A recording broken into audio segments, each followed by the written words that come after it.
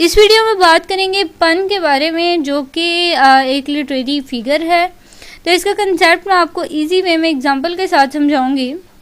तो पन जो है वो बेसिकली एक ऐसा लिटरेरी फिगर है जिसमें हम लाइट सी कॉमेडी करते हैं।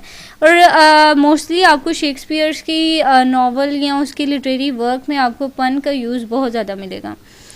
तो अब इसमें यही होता है कि इंसान जो है वो लाइट से कॉमेडी करता है, जैसे कि यहाँ पे इसकी एक प्रॉपर डेफिनेशन लिखी है, वो आप देख सकते हैं। इसके अलावा इसकी एग्जांपल्स हैं यहाँ पे। तो फर्स्ट एग्जांपल है, इज़ लाइफ वर्थ लिविंग, यानी यहाँ पे बात की जा रही है कि लाइफ जो है वो वर्थ लिविंग है। तो इसका आंसर दिया जा रहा है, it depends upon the lever, यानी बहुत ही लाइट वे में इन्होंने यहाँ पे कॉमेडी की है। हो सकता है जो क्वेश्चन कर रहा था उसका मतलब ये था कि वो किसी इमोशनल वे में क्वेश्चन कर रहा था, अपनी प्रॉब्लम्स को लेके, अपनी लाइफ की जो उसकी क्रिटिकल सिचुएशन चल रही है उसको लेके उसने ये क्वेश्चन किया था।